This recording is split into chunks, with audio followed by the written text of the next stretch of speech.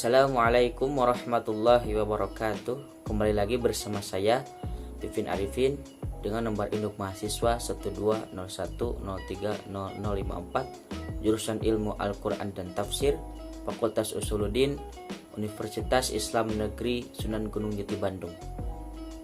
Pada video kali ini saya akan melanjutkan tugas mata kuliah penulisan karya ilmiah yang dibina oleh Bapak Busro SUD MAG, yaitu membedah anatomi artikel. Baik teman-teman, pada video kali ini saya akan membedah artikel yang berjudul Motif Korupsi dalam Al-Quran Perspektif Tindakan Sosial. Artikel ini diambil dari Jurnal Studi Ilmu Al-Quran dan Hadis, volume 21, nomor 1, tahun 2020. Sebagaimana yang telah kita ketahui, struktur penulisan artikel yang pertama yaitu judul, yang kedua penulis dan keterangan penulis, yang ketiga abstrak, yang keempat kata kunci, yang kelima pendahuluan, yang keenam metode penelitian, yang ketujuh hasil dan pembahasan, yang kedelapan yaitu kesimpulan. Pada video sebelumnya saya sudah membedah anatomi artikel bagian judul sampai bagian metode penelitian.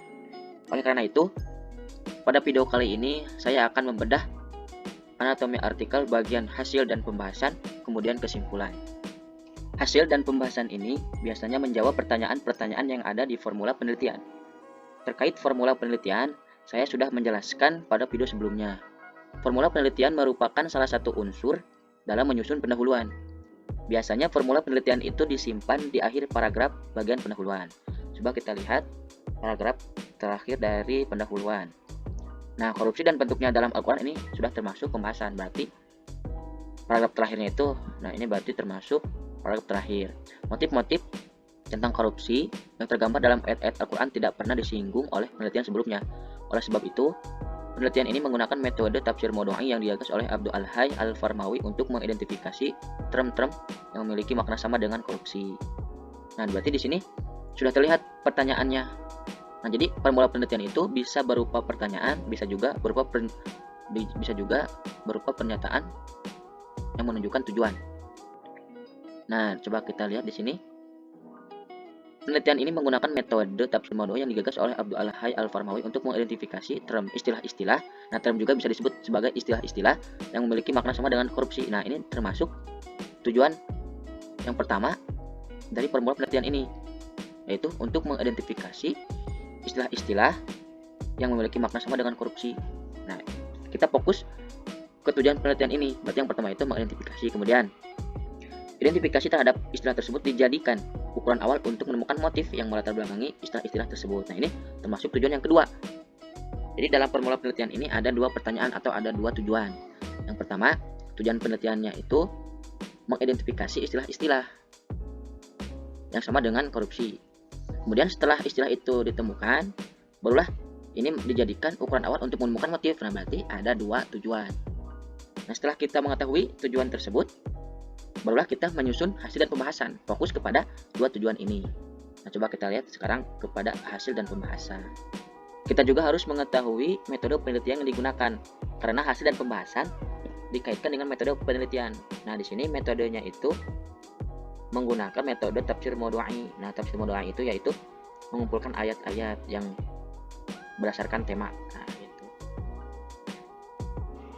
Dalam penyusunan hasil dan pembahasan, subbabnya tergantung pola, disesuaikan dengan banyaknya tujuan penelitian.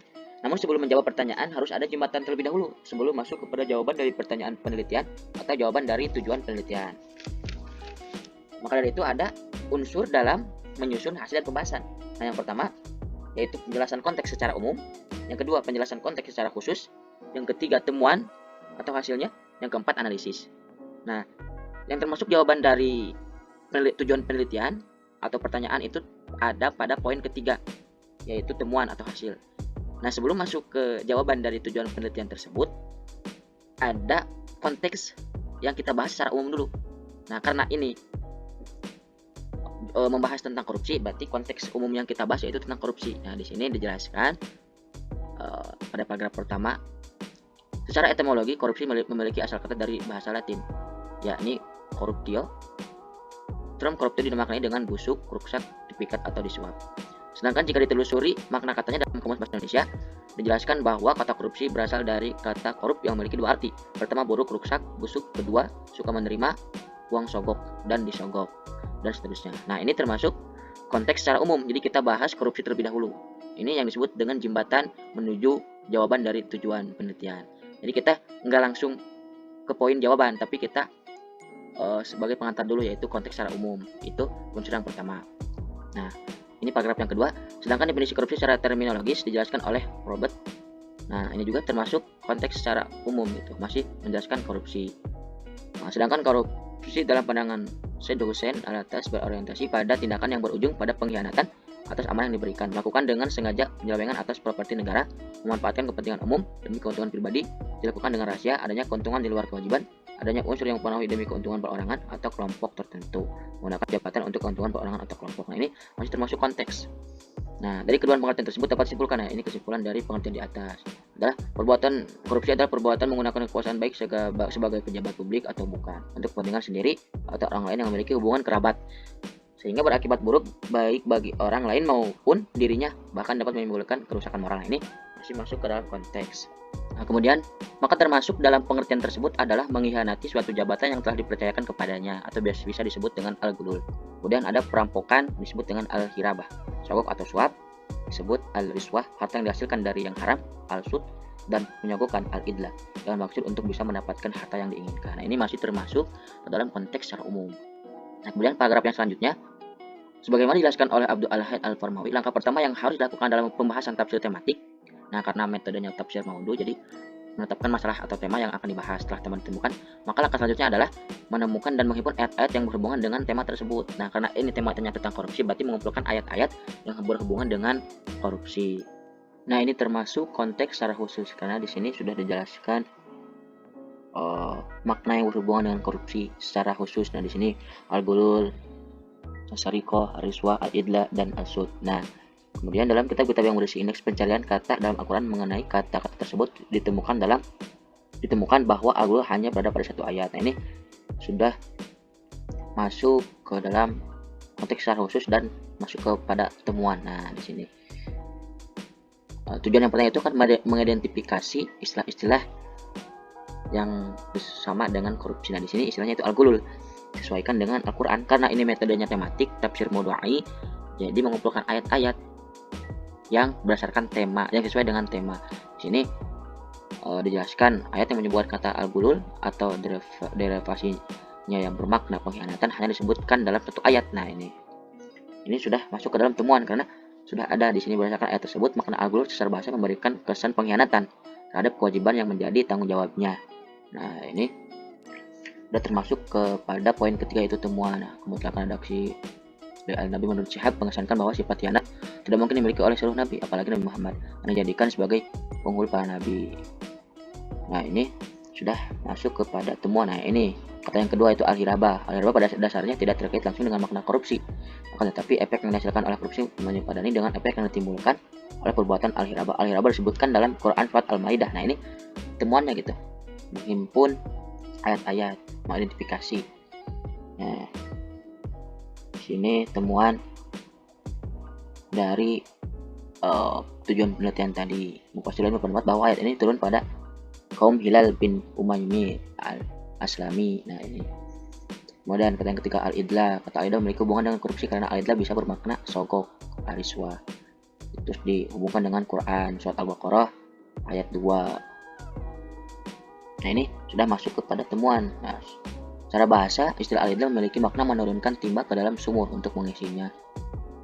Nah, kemudian kata yang selanjutnya itu al-sud. Nah, ini sedang mengidentifikasi, jadi hasilnya itu hasil dari tujuan tadi. Ini temuannya. Sedangkan menurut Qais Syihab makna al-sud adalah sesuatu yang membinasakan. Terus, nah kemudian kata yang selanjutnya, istilah yang selanjutnya itu ya al-khusr. Kata al-khusr memiliki makna kerugian, sedangkan aksara berarti mengurangi atau menyebabkan rugi. Ini ada pada surat Al-Mutaffifin. Nah, terus, nah ini ada sebab baru, inferensi tindakan korupsi dalam Al-Quran, identifikasi atau motif. Pada sebab ini menerangkan temuan yang kedua tentang motif. Pembacaan atas beberapa istilah yang menunjukkan terhadap ciri-ciri tindakan korupsi yang disebut dalam beberapa ayat dapat mengarah pemahaman kepada motif. yang dikehendaki dalam pola tindakan tersebut. Untuk menjelaskan motif atas tindakan tersebut, tidak digunakan analisis kronologis yang disyaratkan oleh Al-Farmawi dalam memberikan keutuhan pemahaman atas satu tema. Nah, ini temuan yang kedua tadi tentang motif. Setelah mengidentifikasi, sudah mengetahui istilah-istilah makna yang termasuk korupsi, kemudian ini hasil dari identifikasi tersebut. Nah, ini tentang motif korupsi. Nah, di sini ada temuannya. Motif pada dasarnya tidak dapat diukur secara langsung dengan mengamati tindakan seseorang, akan tetapi motif dapat disimpulkan dari akumulasi perilaku yang ditunjukkan oleh orang tersebut. Setiap tindakan didasari oleh tujuan-tujuan tertentu yang melandasi tindakan tersebut. Motif yang mendasari segala tindakan dalam istilah Max Weber disebut dengan in order to motif tujuan. Sedangkan dalam kajian Alfred Shehul disebut dengan because motif penyebab. Motif tersebut selalu melibatkan kesadaran yang pada akhirnya menghasilkan tindakan, sehingga dikenal first type of motif yang berkaitan dengan in order to motif dan second type of motif yang berkaitan dengan because motif. Nah, di sini temuannya motif korupsi itu ada dua, berarti motif tujuan dan motif penyebab. Nah, ini temuan dari tujuan penelitian yang tadi yang kedua. Kemudian pada paragraf selanjutnya, nah ini Muhammad Mutawalfi Al-Sarawi memiliki pandangan berbeda dalam memahami penyebab turunnya ayat tersebut. Menurutnya para pemanah yang ikut dalam perang Uhud khawatir ghanimah dalam perang tersebut tidak dibagikan, sehingga mereka berlomba-lomba untuk mendapatkan harta tersebut. Nah, kalau dilihat ini bisa masuk ke dalam analisis atau pembahasan karena sudah mulai membahas. Menurut Al-Sa'rawi ini juga menjadi indikasi kuat. Nah, ini pembahasan sudah masuk pada analisis atau pembahasan. Motif yang hampir sama dapat ditemukan dalam penggunaan term al-hirabah dalam Quran Surat Al-Maidah. Nah, di sini adanya diskusi para ulama, adanya analisis atau pembahasan. Nah, ini bisa termasuk pada poin yang terakhir, yaitu analisis.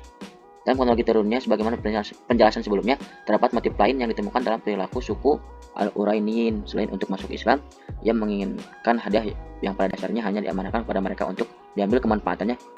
Nah, ini termasuk analisis. Nah, sampai akhir. Berbeda dengan penggunaan istilah al-idlah. Quran Surat Al-Baqarah, al-idlah dalam ayat tersebut mengandung tindakan proyektif yang akan dihasilkan setelah tindakan tersebut selesai dilakukan, sehingga motif yang dituju adalah in order to motif. Nah, ini pembahasan gitu, analisis. Ini termasuk poin yang terakhir sebelum kesimpulan gitu. Nah, ini dibahas sampai akhir. Nah, sampai terakhir ini. Sedangkan dalam konteks Surat Al-Baqarah, istilah al-idlah menunjuk pada motif jangka panjang yang diinginkan oleh pelaku untuk terrealisasi. Nah, ini sampai seterusnya. Harapan ini terkait erat dengan keinginan perilaku untuk merealisasikan maksud dan tujuan yang diinginkan. Motif ini menjadi penyebab dari tindakan korupsi yang masif dan tersistem. Nah, ini termasuk analisis. Jadi dalam hasil pembahasan tadi sudah dilihat ada konsep secara umum, yaitu menerangkan tentang korupsi. Kemudian konsep secara khusus tadi menerangkan pengertian korupsi secara lebih khusus. Kemudian ada temuan tadi hasil mengidentifikasi istilah-istilah dan temuan tentang motif korupsi. Kemudian setelah temuan itu ada analisis tadi yang dibahas oleh para ulama, oleh para ahli gitu. Menurut ini seperti ini. Nah, itu analisis atau pembahasan. Kemudian struktur artikel setelah hasil dan pembahasan itu ada kesimpulan. Kesimpulan yaitu menyajikan ringkasan dan penegasan penulis mengenai temuan hasil penelitian yang berupa jawaban atas pertanyaan penelitian atau esensi dari hasil penelitian dan pembahasan. Jadi kesimpulan itu ringkasan dari temuan gitu. Cuma redaksinya tidak sama gitu. Ada unsur-unsur dalam menyusun kesimpulan, dalam membuat kesimpulan. Nah, yang pertama, kesimpulan itu yaitu hasil akhir dari pembahasan. Jadi diringkas gitu dari tadi, dicantumkan dalam kesimpulan hasil temuan di atas. Kemudian di bagian kesimpulan juga bisa disertakan 3 hal. Yang pertama, implikasi manfaat hasil penelitian. Yang kedua, ada keterbatasan penelitian yang membuka peluang penelitian tindak lanjut di masa depan.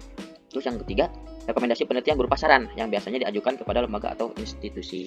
Itu unsur-unsur dalam membuat kesimpulan. Nah, kita lihat yang pertama di sini, Al-Quran tidak menyebutkan istilah korupsi secara spesifik, akan tetapi beberapa istilah dalam Al-Quran menyepadani makna dan karakteristik korupsi. Misalnya al-gulul yang terdapat dalam Quran Surat Al-Imran, al-hirabah dalam Quran Surat Al-Maidah, al-idlah dalam Quran Surat Al-Baqarah, asud dalam Surat Al-Maidah, dan seterusnya. Nah, ini termasuk temuan ya, tapi ini masuknya ke dalam konteks ya, ke dalam konteks. Nah, kemudian itu paragraf keduanya. Dalam penjelasan terhadap istilah-istilah tersebut dapat ditemukan motif-motif yang mendasari atas tindakan-tindakan korupsi.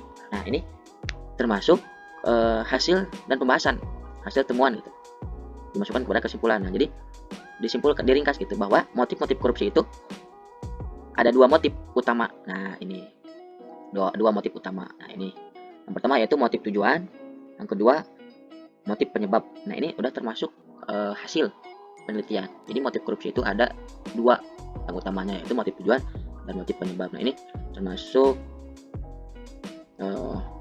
ke dalam hasil temuan. Nah, termasuk ke dalam hasil temuan.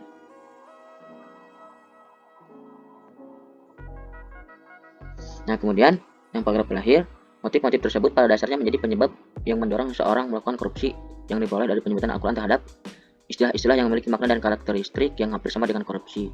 Nah, ini termasuk ke dalam analisis kayaknya. Atau bisa juga teman juga bisa. Nah, kemudian di sini meskipun demikian, dalam penelitiannya tidak dijelaskan mengenai upaya preventif yang ditunjukkan oleh ayat tersebut untuk mencegah bahkan memberikan hukuman terhadap pelaku korupsi. Nah, di sini oleh karena itu penelitian selanjutnya diharapkan. Nah, di sini ada keterbatasan penelitian. Nah, di sini ada keterbatasan penelitian dijelaskan oleh penulis. Nah, keterbatasan penelitian. Meskipun demikian, itu kata penelitiannya. Dalam penelitian ini tidak dijelaskan. Nah, ini berarti adanya keterbatasan. Nah, dicantumkan juga dalam kesimpulan. Kemudian, oleh sebab itu, penelitian selanjutnya diharapkan. Nah, ini termasuk rekomendasi. Ya, rekomendasi dari keterbatasan penelitian tadi. Oleh sebab itu, penelitian selanjutnya diharapkan untuk memberikan analisa lebih mendalam terkait dengan beberapa aspek yang dapat mengurangi dan mencegah perilaku korupsi. Nah, kemudian yang terakhir, penggunaan Al-Quran sebagai basis dan sumber pengetahuan diharapkan dapat memberikan kesadaran teologis atas larangan tindakan korupsi yang menyebabkan kerugian bagi orang lain. Nah, ini juga termasuk rekomendasi, berarti yang terakhir nih, termasuk rekomendasi. Nah, ini hasil dari kesimpulan gitu.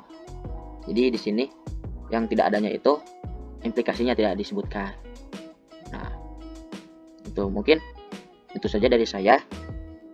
Jadi dalam kesimpulan itu, nah, itu menyatakan hasil temuan. Nah, di sini dijelaskan konteks terlebih dahulu, kemudian temuannya dijelaskan di sini, yaitu ada dua motif, yaitu motif tujuan dan motif penyebab. Nah, kemudian di sini juga dicantumkan keterbatasan penulis. Meskipun demikian, dalam penelitian ini tidak dijelaskan mengenai upaya, berarti ada keterbatasan. Nah, dan dianjurkan untuk diteliti lebih dalam. Kemudian ada penggunaan Al-Quran sebagai dasar dan sumber pengetahuan diharapkan dapat memberikan kesadaran. Nah, ini juga rekomendasi atau saran. Nah, ini mungkin yang dapat saya sampaikan. Mohon maaf bila ada kesalahan. Semoga bermanfaat bagi teman-teman semuanya. Wassalamualaikum warahmatullahi wabarakatuh.